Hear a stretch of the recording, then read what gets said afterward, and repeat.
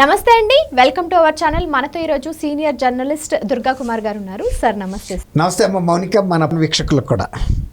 Sir, మొన్న ఢిల్లీలో neat paper వ్యవహారంలో ఎలా అయితే విద్యార్థులు ప్రొటెస్ట్ చేశారు, ఎన్నో ధర్నాలు చేశారు, వాళ్ళ లైఫ్ని కూడా త్యాగం చేశారు చాలామంది. సో వాళ్ళంతా చేసి అక్కడున్న ఎడ్యుకేషన్ మినిస్టర్ని రాజీనామా చేసేలాగా చేశారు. సో ఇప్పుడు అదే వ్యూహాన్ని జగన్మోహన్ రెడ్డి ఆంధ్రప్రదేశ్లో కూడా అమలు చేయాలి అని భావిస్తున్నారని వార్తలు వస్తున్నాయి. ఇక్కడ కూడా మెగా డిఎస్సిలో అవకతవకలు జరిగినాయి. సో ఇక్కడ కూడా నారా లోకేష్ గారు రాజీనామా చేయాల్సిందే అని చెప్పేసి ప్రొటెస్ట్ చేస్తారంట. ఇది అసలు ఎంతవరకు సమంజసం అంటారు? అంటే చారిటీ స్టార్ట్స్ ఫ్రమ్ హోమ్ అంటారమ్మా. అంటే దాతృత్వం అనేది ముందు మన ఇంట్లోంచి మొదలు పెట్టాలి. అంతేగాని నేను వచ్చి సందా పుస్తకం పట్టుకుని మీ ఇంటికి రాకూడదు. ముందు పేజీలో నేను ఎంత విరాళం ఇవ్వదలుచుకున్నానో రాసి రెండో వాళ్ళుగా మీ ఇంటికి రావాలి.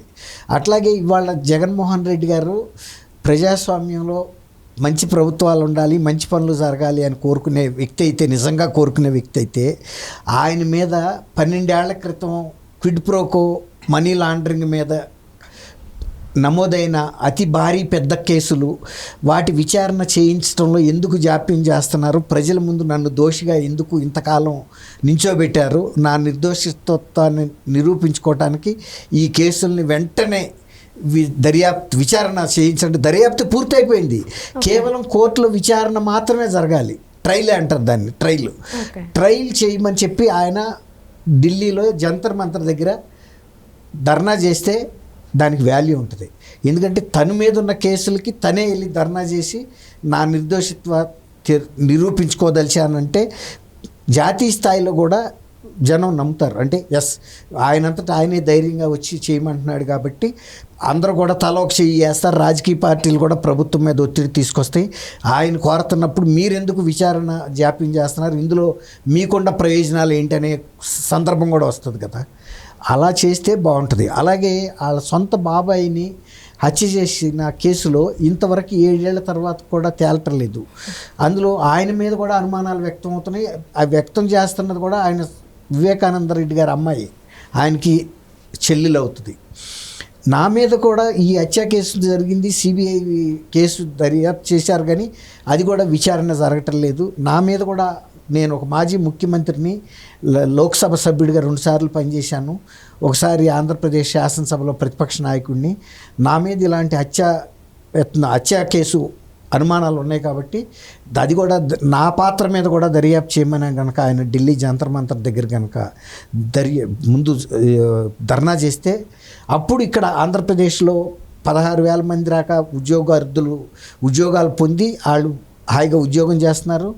ఆ డిఎస్సిని ఛాలెంజ్ చేస్తూ అనేక కేసులు వేసి ఆపటానికి జగన్మోహన్ రెడ్డి పార్టీకి సంబంధించిన సానుభూతి పరులు, కార్యకర్తలు ప్రయత్నించారు, కానీ కోర్టుల్లో ఎక్కడ ఇవి నిలబడలేదు. అయిపోయిన తర్వాత కూడా ఇది రద్దు చేయమని కూడా వెళ్ళారు, రద్దు చేయమన్నప్పుడు కూడా చేయలేదు. కాబట్టి ఇన్ని కోర్టు కేసుల్ని, ఇన్ని అభ్యంతరాలని దాటుకుని వెళ్ళి నియామకాలు జరిగి కూడా సంవత్సరం దాటిపోయిన తర్వాత ఇవాళ వాళ్ళ కుటుంబాలు పచ్చగా ప్రశాంతంగా బతుకుతుంటే వాళ్ళ నోట్లో మట్టి కొట్టాలని ప్రయత్నించే బదులు నీ మీదున్న కేసుల మీద, నీ మీదున్న అపోహల మీద, నీ మీదున్న ఆరోపణల మీద ముందు కనుక ధర్నా చేస్తే ఆ తర్వాత ఇక్కడికి వచ్చి చేయొచ్చు. మనమే ఒంటి నిండా బురద రాసుకుని పలానా ఆయనకి ఎక్కడో చేతి మీదో కాలు మీదో బురద ఉందని అంటే ఎట్టా ఆశాస్పదంగా ఉంటుంది. నేను మొత్తం బురదలో మునిగొచ్చి నీ ఒంటి మీద ఏదో పలానా బురద మచ్చ ఉందని అంటాం కరెక్ట్ కాదు కదా. ముందు నేను ప్రక్షాళన చేసుకోవాలి. కాబట్టి జగన్మోహన్ రెడ్డి గారు ఆయన ఏం చెబుతున్నాడో వాళ్ళ పార్టీ కార్యకర్తలకు కూడా, మీరు ఈ ప్రభుత్వం మీద ఎక్కడ అవకాశం ఉంటే అక్కడ చట్ట వ్యతిరేకంగా, అంటే అసాంఘికంగా మీరు ప్రవర్తించండి. మహా అయితే చట్టం తను పని చేసుకునే భాగంగా మిమ్మల్ని జైల్లో పెడతారు. ఎన్నాళ్ళు పెడతారు అది కూడా ఆయన చెబుతున్నాడు, 3 నెలలు అంట. 3 నెలలు పెడితే మీరు పునీతులైపోతారు. 16 నెలలు జైల్లో ఉండి పునీతుడినై నేను ముఖ్యమంత్రి పదవికి వెళ్ళాను. 3 నెలలు అయితే మీరు కనీసం ఎమ్మెల్యేనో, ఎమ్మెల్సీయో, లేకపోతే మాజీ మంత్రి ఏదో ఒకటి అవుతారన్నట్టుగా చెబుతున్నాడు ఆయన. నేను కూడా ప్రోత్సహించాలంటే మీకు ఆ కనీస అర్హత ఉండాలి. జైలుకి వెళ్ళటమే అర్హత కోసం నిన్న అంబటి రాంబాబు గారు ముద్రగడ పద్మనాభం గారికి రాష్ట్ర ప్రభుత్వ లాంఛనాలతో అంత్యక్రియలు వస్తే అంత్యక్రియలకి ఏఆర్ పోలీసులు వస్తారు. వచ్చి వాళ్ళు పోలీస్ సెల్యూట్ గన్ సెల్యూట్ ఇస్తారు. అలాగే పోలీస్ బ్యాండ్తో విషాద గీతాలు పాడతారు ఆ అంత్యక్రియలకి. అది సాంప్రదాయం. ఎప్పుడు ప్రభుత్వాలు అధికార లాంఛనాలతో అందరికీ ఇవ్వరు. రాష్ట్రానికి విశేషమైన సేవలు ప్రజలకు చేసి సమాజంలో మంచి పేరున్న వ్యక్తులకు మాత్రమే ఇస్తారు. అంతేగాని 16 నెలలు జైల్లో ఉండాలకో లేకపోతే ఎక్కువ కేసులు క్విడ్ ప్రోకోలు లేకపోతే ఇలాంటివి ఉంటే కూడా ఇవ్వరు. ప్రజా జీవితంలో ఉన్నా కూడా ఈ మరకలు కూడా చూస్తారు.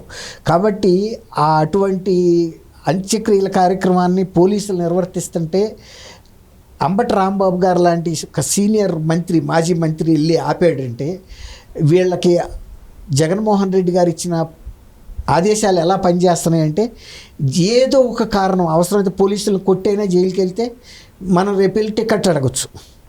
ఎందుకంటే నేను జైల్లో ఉన్నాను, జైల్లో ఉండటమే అర్హత. నువ్వేం చేసి వెళ్ళావు అనేది ఆయనకు అసలు అక్కర్లా.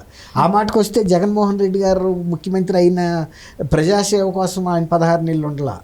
క్విడ్ ప్రోకో అంటే ప్రభుత్వ ఆస్తుల్ని ప్రైవేటు వ్యక్తులకి ఇచ్చి ప్రైవేటు వ్యక్తుల నుంచి వీళ్ళ సంస్థల్లో అధిక రేట్లకి షేర్లు అమ్ముకున్న కేసు అది. అసలు అది భారతదేశంలో ఇంతవరకు ఎవరో అటువంటి ప్రయోగం చేయలే. ఎక్కడో ఫ్రాన్సు అట్లాంటి సాట జరిగినాయి అని చెబుతారు భారీ స్థాయిలో. అది రాష్ట్ర స్థాయిలో జరిగింది. ప్రధానమంత్రులుగా ఇంతమంది చేశారు కానీ ప్రభుత్వ ఆస్తుల్ని ప్రైవేటు వ్యక్తులకి ఇచ్చి మా పిల్లలు పెట్టే కంపెనీల్లో మీరు షేర్లు కొనమని ప్రోత్సహించిన వ్యక్తులు ఎవరు లేరు. జవహర్లాల్ నెహ్రూ గారు పనిచేశాడు, ఆయన కూతురు ఇందిరాగాంధీ ప్రధానిగా పనిచేసింది, ఆయన మనవడు రాజీవ్ గాంధీ ప్రధానమంత్రిగా పనిచేశాడు. 3 తరాలు పనిచేసినాయి. 3 తరాలు పనిచేసిన జగన్మోహన్ రెడ్డి గారి ఆస్తుల్లో వాళ్ళకి 100వ వంతు లేదు. వాళ్ళకు ఒక సొంత పేపర్ లేదు, ఒక ఛానల్ లేదు. వీళ్ళకి సొంత పేపర్లు ఛానల్స్ కాకుండా అనేక వేల కోట్ల రూపాయల ఆస్తులు జప్తు అయ్యి సిబిఐ జప్తు చేసి ఈడీ అవన్నీ కేసులు దర్యాప్తు పూర్తయ్యి విచారణ కోసం ఎదురు చూస్తుంటే విచారణలో సాంకేతికంగా అనేక రకాల అడ్డంకులు సృష్టిస్తా 12 సంవత్సరాల నుంచి ఆయన బెయిల్ మీద ఉన్నాడు.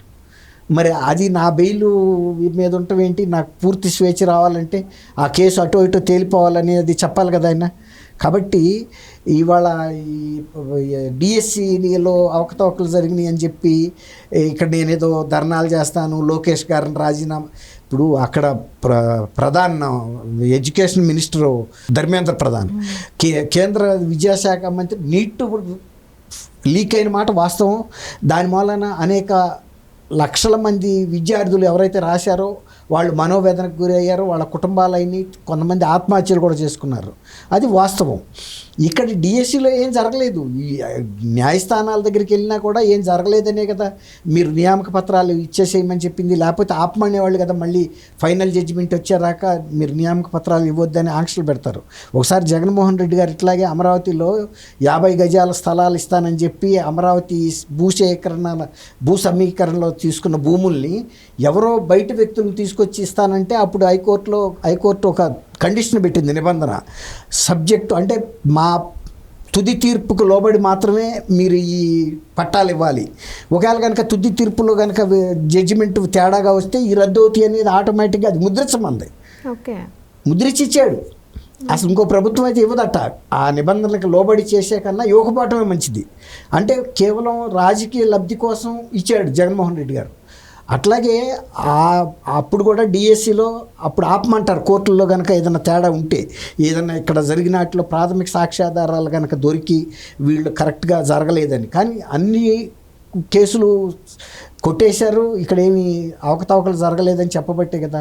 ధర్మేంద్ర ప్రధాన్ గారు రాజీనామా చేశాడని పిచ్చెక్కి అంటారు, ఒక మంత్రమేనా అని. అది తీసుకొచ్చి లోకేష్ గారికి చుడితే మరి నీ పరిస్థితి ఏంటి? నువ్వు ముఖ్యమంత్రిగా కూడా 5 ఏళ్ళు పనిచేసావు, నీ మీద అన్ని కేసులుండి మళ్ళీ ఇవాళ నువ్వు శాసనసభ్యుడిగా ఎన్నికయ్యావు, శాసనసభకు రావట్లేదు వేరే మాట. మళ్ళీ నేను రాబోయే 29 ఎన్నికలకి ముఖ్యమంత్రిని ముందుగానే ప్రకటించుకున్నావు. ప్రజాస్వామ్యంలో ఇట్లా ముందుగా ప్రకటించుకునే వాళ్ళు ఎవరు ఉండరు. ప్రజలు ఎన్నుకున్న తర్వాత నేను ముఖ్యమంత్రినో ప్రధానమంత్రినో అయ్యానని చెబుతారు. 29 నాటికి మీరు నన్ను ముఖ్యమంత్రిని చెయ్యాలని ఆదేశిస్తున్నాడు. చేయకపోతే రఫా అమ్మవారి జాతరలో పొట్టేళ్ళు తలలు తెగినట్టు తెగుతాయని బెదిరించి వ్యక్తి ఇవాళ వచ్చి నేను ధర్నా చేస్తానంటే నీతో పాటు వచ్చి ధర్నా చేయడానికి అక్కడ బాధితులు ఎవరైనా ఉండాలి కదా. ఇంకా అక్కడ స్టూడెంట్స్ ఎవరు ఉండరు. అదే అన్న, ఎవరు బాధితులు ఉండారు? నీ 11 మంది ఎమ్మెల్యేలే, నీ 10 మంది ఆయన కాకుండా వాళ్ళే నీ పక్కన రావడానికి సందేహిస్తున్నారు, నీ పక్కన వస్తే ఏం కేసులు చుడతావు అని.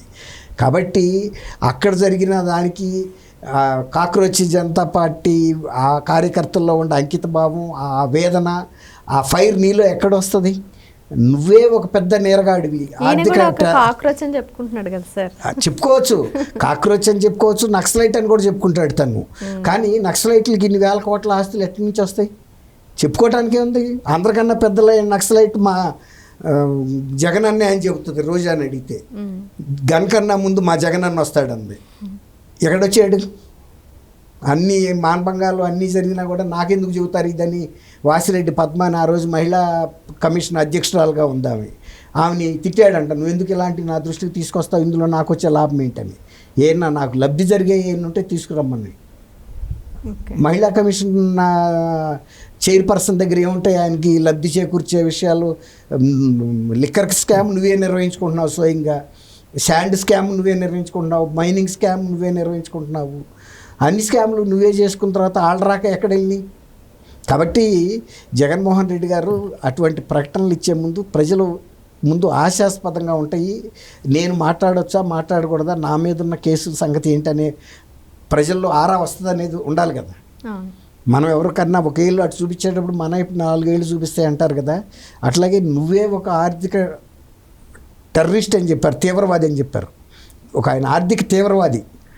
అట్లాంటి తీవ్రవాది నువ్వు నిరుద్యోగుల తరపున వెళ్ళి నేను పోరాడతానంటే, నిరుద్యోగులు వచ్చిన ఉద్యోగాలు ఎవరికి వచ్చినాయి? ఎవరికన్నా ఇండస్ట్రియలిస్ట్కి ఇచ్చారా ఆ 16,000 ఉద్యోగాలు?